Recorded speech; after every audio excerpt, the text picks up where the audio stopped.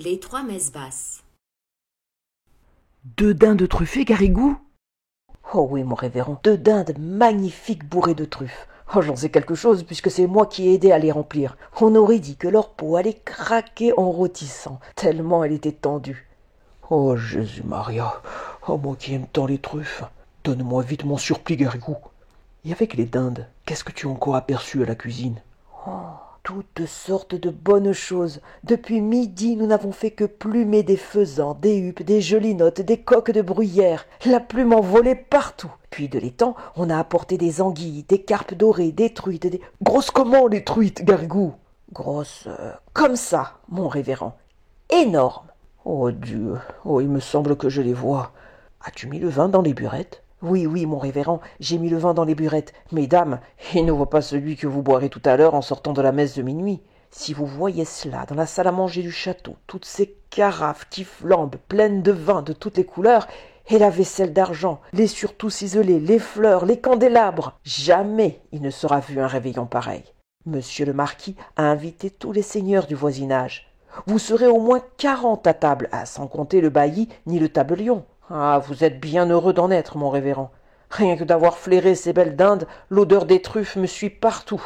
Allons, allons, mon enfant, gardons-nous du péché de gourmandise, surtout la nuit de la Nativité. Allez, va bien vite allumer les cierges et sonner le premier coup de la messe, car voilà que minuit est proche et il ne faut pas nous mettre en retard. Cette conversation se tenait une nuit de Noël de l'an de grâce 1600 et étant, entre le révérend Dom Balaguère, ancien prieur des Barnabites, présentement chapelain gagé des sires de Trinquelage, et son petit clerc Garrigou, ou du moins ce qu'il croyait être le petit clerc Garrigou, car vous saurez que le diable, ce soir-là, avait pris la face ronde et les traits indécis du jeune sacristain pour mieux induire le révérend père en tentation et lui faire commettre un épouvantable péché de gourmandise. Donc, pendant que le soi-disant Garrigou faisait à tour de bras carillonner les cloches de la chapelle seigneuriale, le révérend achevait de revêtir sa chasuble dans la petite sacristie du château.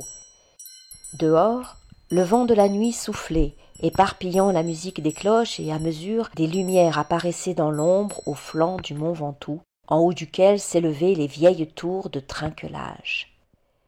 C'étaient des familles de métayers qui venaient entendre la messe de minuit au château. Ils grimpaient la côte en chantant par groupes de 5 ou 6, le père en avant, la lanterne en main, les femmes enveloppées dans leurs grandes mantes brunes, où les enfants se serraient et s'abritaient. Malgré l'heure et le froid, tout ce brave peuple marchait allègrement, soutenu par l'idée qu'au sortir de la messe, il y aurait, comme tous les ans, table mise pour eux en bas dans les cuisines. Et, à la lueur des falots enveloppés de brume, les métayers reconnaissaient leur bailli et le saluaient au passage. « Bonsoir, bonsoir, maître Arnoton !»« Bonsoir, bonsoir, mes enfants !» Tout en haut de la côte, le château apparaissait, avec sa masse énorme de tours, de pignons, le clocher de sa chapelle montant dans le ciel bleu-noir, et une foule de petites lumières qui clignotaient, allaient, venaient, s'agitaient à toutes les fenêtres et ressemblaient sur le fond sombre du bâtiment aux étincelles courant dans des cendres de papier brûlé. Passé le pont-levis et la poterne, il fallait, pour se rendre à la chapelle, traverser la première cour pleine de carrosses, de valets, de chaises à porteurs, toute claire du feu des torches et de la flambée des cuisines. On entendait le tintement des tournebroches, le fracas des casseroles, le choc des cristaux et de l'argenterie remués dans les apprêts d'un repas. Par là-dessus, une vapeur tiède qui sentait bon les chairs rôties et les herbes fortes des sauces compliquées faisait dire aux métayers, comme au chapelain, comme au bailli, comme à tout le monde, « Quel bon réveillon nous allons faire après la messe !» C'est la messe de minuit qui commence. Tous les cierges sont allumés. Est-ce la vue de ces petites barrettes blanches qui donnent des distractions à l'officiant? Ou ne serait-ce pas plutôt la sonnette de Garrigou, cette enragée petite sonnette qui s'agite au pied de l'autel avec une précipitation infernale et semble dire tout le temps « Dépêchons-nous, dépêchons-nous ! Plus tôt nous aurons fini, plus tôt nous serons à table. » Le fait est que, chaque fois qu'elle tinte, cette sonnette du diable, le chapelain oublie sa messe et ne pense plus qu'au réveillon. Il se figure les cuisiniers en rumeur, les fourneaux où brûle un feu de forge, la buée qui monte des couvercles entr'ouverts, et dans cette buée, 2 dindes magnifiques, bourrées, tendues, marbrées de truffes. Ou bien encore, il voit passer des files de pages portant des plats enveloppés de vapeur tentante, et avec eux, il entre dans la salle déjà prête pour le festin. Oh, délice! Voilà l'immense table, toute chargée et flamboyante, les paons habillés de leurs plumes, les faisans écartant leurs ailes mordorées, les flacons couleur de rubis, les pyramides de fruits éclatants parmi les branches vertes, et ces merveilleux poissons dont parlait Garrigou. Si vive est la vision de ces merveilles qu'il semble à Dom Balaguer que tous ces plats mirifiques sont servis devant lui sur les broderies de la nappe d'autel, et 2 ou 3 fois, au lieu de Dominus vobiscum, il se surprend à dire le Benedicite. À part ces légères méprises, tout marche assez bien jusqu'à la fin de la première messe, car vous savez que le jour de Noël, le même officiant doit célébrer 3 messes consécutives. Ouf, et d'une, se dit le chapelain avec un soupir de soulagement. C'est la seconde messe qui commence, et avec elle commence aussi le péché de Dom Balaguer. « Vite, vite, dépêchons-nous » lui crie de sa petite voix aigrelette la sonnette de Garrigou. Et cette fois, le malheureux officiant, tout abandonné au démon de gourmandise, se rue sur le missel et dévore les pages avec l'avidité de son appétit en surexcitation. Frénétiquement, il se baisse, se relève, esquisse les signes de croix, les génuflexions, raccourcit tous ses gestes pour avoir plus tôt fini. À peine s'il étend ses bras à l'évangile, s'il frappe sa poitrine au confiteor. Entre le clerc et lui, c'est à qui bredouillera le plus vite. Versets et réponses se précipitent, se bousculent, les mots à moitié prononcés sans ouvrir la bouche, ce qui prendrait trop de temps, s'achèvent en murmures incompréhensibles. Oremus mea culpa, pareil à des vendangeurs pressés foulant le raisin de la cuve, tous deux barbotent dans le latin de la messe en envoyant des éclaboussures de tous les côtés. Dum scum, dit Balaguer. Stu, répond Garrigou. Et tout le temps, la damnée petite sonnette est là, qui tinte à leurs oreilles comme ces grelots qu'on met aux chevaux de poste pour les faire galoper à la grande vitesse. Pensez que de ce train-là, une messe basse est vite expédiée. Et de 2, dit le chapelain tout essoufflé. Puis, sans prendre le temps de respirer, rouge, suant, il dégringole les marches de l'autel et... C'est la 3e messe qui commence. Il n'y a plus que quelques pas à faire pour arriver à la salle à manger. Mais, hélas, à mesure que le réveillon approche, l'infortuné Balaguer se sent pris d'une folie d'impatience et de gourmandise. Sa vision s'accentue. Les carpes dorées, les dindes rôties sont là, il les touche, oh Dieu, les plats fument, les vins embaument. Et secouant son grelot enragé, la petite sonnette lui crie. Vite, mais vite, encore plus vite! Mais comment pourrait-il aller plus vite? Ses lèvres remuent à peine. Il ne prononce plus les mots. À moins de tricher tout à fait le bon Dieu et de lui escamoter sa messe. C'est ce qu'il fait, le malheureux. De tentation en tentation, il commence par sauter un verset, puis 2, puis l'épître est trop longue. Il ne la finit pas.